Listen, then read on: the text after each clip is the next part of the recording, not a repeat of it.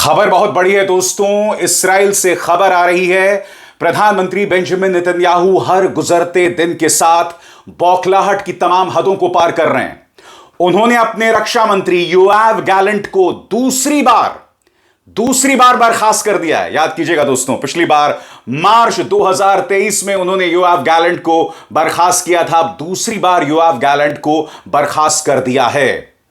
इस वक्त इस्राएल ने 3 मोर्चों पर युद्ध छेड़ रखा है, गाजा, ईरान और लेबनान।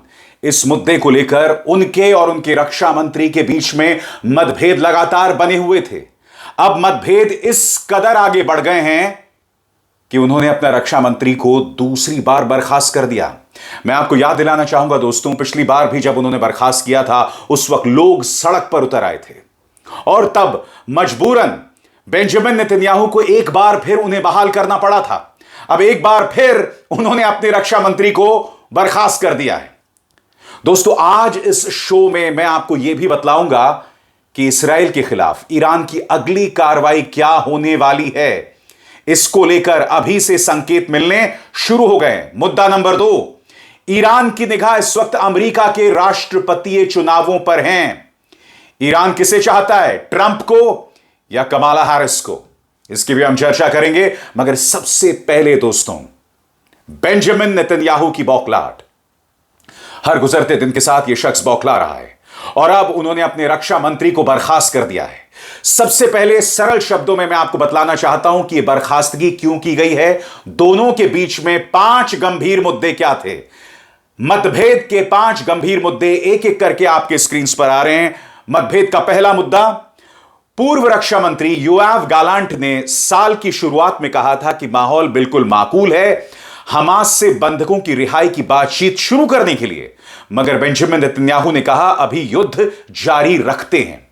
दोस्तों, मैं आपको बतलाना चाहूंगा कि इस्राएली सेना में भी कम से कम 200 सैनिकों ने ज्ञापन पर दस्तखत कर दिए हैं और उस ज्ञापन का क्या मकसद है कि हम लड़ाई नहीं करेंगे जब तक आप बंधकों की रिहाई के लिए हमास के साथ समझौता नहीं करेंगे। यही बात योआव गैलेंट भी कह रहे हैं, वो लगातार कह रहे हैं, मगर बेंजामिन नेतन्याहू भ्रष्टाचार के मामले में अपनी जान बचाने के लिए कह रहे हैं नहीं, अभी युद्ध को जारी रखो। जबकि आप जानते हैं हर गुजरते दिन के साथ जो बंधक इस वक्त हमास के कब्जे में हैं, जिनकी संख्या करीब 100 से 150 है, उनकी जान खतरे में है, मगर बेंजामिन नेतन्याहू को बिल्कुल भी परवाह नहीं है। अब मैं आपको बतलाने वाला हूं मतभेद का दूसरा मुद्दा आपके स्क्रीन पर। योआव गैलेंट ने मई में कहा था कि इस्राएल को गजा पर शासन नहीं करना चाहिए, मगर बेंजामिन नेतन्याहू ने कहा कि ऐसा नहीं हो सकता। बकौल नेतन्याहू, हमास्तान की जगह फतहस्तान नहीं ले सकता। जैसा कि आप जानते हैं वेस्ट बैंक पर फतह का शासन है। दोस्तों, आप जानते हैं भारत जो है वो स्वतंत्र फलस्तीनी राज्य के पक्ष में है। यही नहीं, संयुक्त राष्ट्र में भी प्रस्ताव है कि एक दिन स्वतंत्र फलस्तीनी राज्य हो। भारत ने भी इसका समर्थन किया है, मगर बेंजामिन नेतन्याहू गजा पर राज करना चाहते हैं, वेस्ट बैंक पर राज करना चाहते हैं। योआव गैलेंट लगातार कह रहे हैं कि हमें गजा पर राज नहीं करना चाहिए। तो इसी के जवाब में बेंजामिन नेतन्याहू कहते हैं कि इस वक्त वहां पर हमास्तान है, उसके बदले में फतहस्तान जो है वो स्थापित नहीं होना चाहिए। पूरे फलस्तीन पर बेंजामिन नेतन्याहू राज करना चाहते हैं, जो अंतरराष्ट्रीय सोच के खिलाफ है। यही नहीं, भारत की पारंपरिक सोच के भी खिलाफ है। अब मतभेद का तीसरा बिंदु आपके स्क्रीन पर। जैसे जैसे युद्ध आगे बढ़ा, पूर्व रक्षा मंत्री योआव गैलेंट ने कहा कि 7 अक्टूबर 2023 को इतना बड़ा आतंकवादी हमला कैसे हुआ, इसकी जांच होनी चाहिए, मगर बेंजामिन नेतन्याहू ने जांच से मना कर दिया। कहा कि अभी युद्ध हो रहा है, सुरक्षा में हुई चूक की जांच की कोई जरूरत नहीं है। 1300 इस्राएली मारे जाते हैं 7 अक्टूबर 2023 को हुए आतंकवादी हमले में। इसी के बदले में बेंजामिन नेतन्याहू 3 मोर्चों पर युद्ध छेड़ देते हैं। गजा में अब तक 40,000 लोग मारे जा चुके हैं।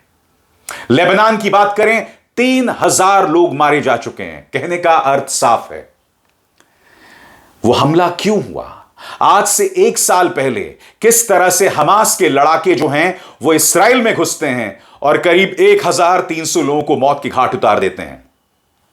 ऐसा कैसे हुआ? योआव गैलेंट चाहते थे कि इसके पीछे जो सुरक्षा को लेकर चूक है उसकी जांच हो, मगर बेंजामिन नेतन्याहू इसके खिलाफ हैं। अब आपके स्क्रीन पर मतभेद का चौथा बिंदु। पूर्व रक्षा मंत्री गलांट अमेरिका जाने वाले थे, मगर प्रधानमंत्री नेतन्याहू ने जाने से रोक दिया, यह कहते हुए कि उन्हें पहले खुद अमेरिकी राष्ट्रपति से बात करने दीजिए। अब आप बताइए दोस्तों, बातचीत तो फोन पर हो गई थी, तो फिर आप अपने रक्षा मंत्री को जाने से क्यों रोक रहे थे? पता चलता है दोस्तों, युद्ध को लेकर दोनों के बीच में क्या मतभेद हैं। और कुछ देर बाद मैं आपको बतलाने वाला हूं कि गलांट को इन्होंने बर्खास्त तो कर दिया है, मगर अभी खतरा बना हुआ है कि कहीं आईडीएफ में बगावत शुरू ना हो जाए। उसकी मैं चर्चा करूंगा। पांचवा मतभेद का बिंदु आपके स्क्रीन पर। मार्च 2023 में नेतन्याहू ने पूर्व रक्षा मंत्री योआव गैलेंट को बर्खास्त कर दिया था, मगर जनता की नाराजगी की वजह से उन्हें बहाल करना पड़ा। अब आप इन दोनों चीजों को जोड़िए दोस्तों। इस साल की शुरुआत में पूर्व रक्षा मंत्री गलांट कहते हैं कि भाई हमास के साथ बातचीत हो ताकि जितने भी बंधक बने हुए हैं, कब्जे में हैं, उन्हें हम रिहा कर सकें। मगर नेतन्याहू को अपने ही देश के नागरिकों की जान की परवाह नहीं है। वो कहते नहीं, युद्ध चलने दीजिए। अब इस मुद्दे को जोड़िए इस्राएली सेना की बगावत के साथ। 200 लोग उस ज्ञापन पर दस्तखत कर चुके हैं कि पहले डील हो, फिर हम मैदान जंग में उतरेंगे। अब इस थ्योरी पर गौर कीजिए दोस्तों। गलांट को बर्खास्त तो कर दिया गया है, मगर क्या इसके बाद आईडीएफ में इस्राएली सेना में बगावत हो सकती है? क्या एक बार फिर इस्राएली जनता सड़कों पर उतरेगी? ये तमाम सवालात हैं दोस्तों, क्योंकि योआव गैलेंट की लोकप्रियता इस्राएल में जो है अच्छी खासी है और वो अक्सर तर्कों के साथ बात करते हैं। इस्राएली जनता देख रही है कि यह शख्स अपनी जान बचाने के लिए भ्रष्टाचार को लेकर जो तमाम केसेस हैं जिसमें इन पर आरोप सिद्ध हो चुके हैं, अपनी जान बचाने के लिए यह व्यक्ति युद्ध को आगे बढ़ा रहा है, जो अपने आप में बहुत चिंताजनक है। इस बीच बेंजामिन नेतन्याहू का यह युद्ध कितने बेकसूरों की जानें ले रहा है दोस्तों, इस पर गौर करने की जरूरत है। अल जजीरा की इस खबर को देखिए। अब तक लेबनान में 3000 लोग मारे जा चुके हैं। मैं आपको बतलाना चाहता हूं इस बारे में क्या कह रहा है अल जजीरा। Israeli attacks on Lebanon have killed more than 3,000 people in the 13 months of fighting between Hezbollah and Israeli forces along the border, the Lebanese Ministry of Public Health has said. और सबसे शॉकिंग, जो 3000 लोग मारे गए हैं दोस्तों, इसमें औरतों की संख्या 589 है, 589, और बच्चों की संख्या 185 है। यानी कि 3000 लोगों में 589 औरतें और करीब 185 बच्चे। लेबनान की यह खबर शॉकिंग है। एक तरफ दोस्तों इस्राएल के अंदर जूतम पैजार जारी है। जी हां, प्रधानमंत्री ने रक्षा मंत्री को बर्खास्त कर दिया। दूसरी तरफ ईरान की पैनी निगाह अमेरिका के राष्ट्रपति चुनावों पर लगी हुई है। ईरान ने स्पष्ट कर दिया है कि उससे कोई फर्क नहीं पड़ता कि अमेरिका का राष्ट्रपति कौन हो। ईरान का यह कहना है कि हमें सिर्फ अपनी रणनीति बदलनी पड़ेगी। अब मैं आपको बतलाने वाला हूं दोस्तों, ईरान को लेकर कमाला हैरिस और ट्रंप दोनों में क्या परिवर्तन है। सबसे पहले मैं आपको बतलाना चाहता हूं, जहां तक कमाला हैरिस यानी डेमोक्रेट्स की बात है, डेमोक्रेट्स हमेशा से मानते आए हैं कि ईरान अमेरिका का सबसे खतरनाक दुश्मन है। ट्रंप भी ऐसा मानते हैं, मगर ट्रंप 2 कदम आगे हैं। ट्रंप कहते हैं कि ईरान के परमाणु ठिकानों पर हमला होना चाहिए, और आप जानते हैं कितना खतरनाक इरादा है, क्योंकि अगर आप ईरान के परमाणु ठिकानों पर हमला करते हैं तो आप दुनिया को एक परमाणु युद्ध की तरफ ढकेल रहे हैं। बात वहां नहीं रुकती है दोस्तों।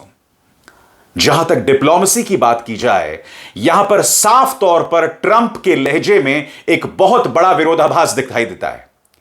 एक तरफ ट्रंप यह कहते हैं कि ईरान के परमाणु ठिकानों पर हमला हो, इसके अलावा ट्रंप यह भी कहते हैं कि भाई ईरान के साथ कूटनीतिक तौर पर संवाद हो। मैं आपको याद दिलाना चाहूंगा 2015 में ईरान के साथ अमेरिका का परमाणु डील हुआ। ट्रंप जब राष्ट्रपति बने थे 2016 में, तब उन्होंने इस डील को खत्म कर दिया था। अब अलग अलग इंटरव्यूज में ट्रंप ये लगातार कह रहे हैं कि ईरान के साथ एक बार फिर परमाणु डील हो। अब आप एक बात बताएं दोस्तों, जिस व्यक्ति ने 2015 की परमाणु डील को खत्म कर दिया था, निरस्त कर दिया था, अब वो दोबारा कह रहा है कि एक बार फिर परमाणु डील हो। तो ट्रंप इस लिहाज से अमेरिका और ईरान के संबंधों के लिए, मध्य पूर्व के लिए एक बहुत खतरनाक सौदा है, एक बहुत ही खतरनाक चेहरा है, अनप्रेडिक्टेबल हैं, यानी कि उनका अगला कदम क्या होने वाला है कोई नहीं जानता। इसीलिए ईरान की पैनी निगाह बनी हुई है। दोस्तों, ट्रंप की सोच ईरान को लेकर कितनी घातक है वो आपको इंटेलिजेंस की इस रिपोर्ट से स्पष्ट हो जाएगा। मैं इसका हिंदी में अनुवाद करता चलूंगा। दोस्तों इंटेलिजेंस की रिपोर्ट कहती है कि 2017 में ट्रंप ने 2015 की न्यूक्लियर डील को खत्म कर दिया। वो न्यूक्लियर डील जो अमेरिका की ईरान के साथ थी, आपने वो डील को खत्म कर दिया। मगर बात वहां नहीं रुकती है। मैं आपको बतलाना चाहता हूं दोस्तों, ईरान के टॉप जनरल हैं जिनका नाम था कासिम सुलेमानी। ट्रंप जब राष्ट्रपति थे तो उन्होंने आदेश दिया था कि सुलेमानी को मौत के घाट उतार दिया जाए, यानी कि एक तरफ से उनके खिलाफ सुपारी जारी कर दी। अब इस तारीख पर गौर कीजिए दोस्तों, जनवरी 2020, यह वो तारीख है जब एक अमेरिकी ड्रोन से कासिम सुलेमानी को मौत के घाट उतार दिया जाता है। जैसे कि आप जानते हैं दोस्तों, कासिम सुलेमानी जो हैं वो कमांडर इन चीफ थे कुद्स फोर्स ऑफ IRGC, यानी कि ट्रंप के इरादे साफ हैं। तो ईरान के अंदर हत्याओं का एक नया दौर शुरू होने वाला है, और यह बेंजामिन नेतन्याहू के पक्ष में तो है, मगर मध्य पूर्व के लिए किसी भी सूरत में एक माकूल स्थिति नहीं है। क्योंकि अगर ऐसा होगा तो टकराव बढ़ेगा। अगर परमाणु ठिकानों पर हमला होगा तो दुनिया एक परमाणु तबाही की तरफ बढ़ेगी। फिर सिर्फ इस्राइल और ईरान तबाह नहीं होंगे, क्योंकि परमाणु ऊर्जा की कोई लक्ष्मण रेखा नहीं होती दोस्तों। जब यह आग फैलती है तो कहीं पर नहीं रुकती। और जैसे कि कार्यक्रम की शुरुआत में मैंने आपको बताया दोस्तों, इस वक्त ईरान का ध्यान इस तरफ है कि इस्राइल पर अगला हमला कैसे हो। और अल जजीरा की एक खबर बता रही है कि सुप्रीम लीडर खामेनी ने ईरानी सेना को कह दिया है कि पूरी तैयारी कीजिए, जमकर तैयारी कीजिए, और यह जो हमला है वो बड़ी मिसाइल्स के साथ होने वाला है।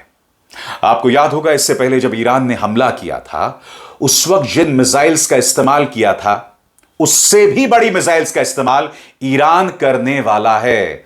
मगर ईरान को पता होना चाहिए कि इस्राइल के पास एक डोम है, एक ऐसा सुरक्षा कवच है जिसके जरिए वो हर मिसाइली हमले से खुद को बचा सकता है। लिहाजा सिर्फ बड़े मिसाइल हमले से ईरानी बदला पूरा नहीं होने वाला है।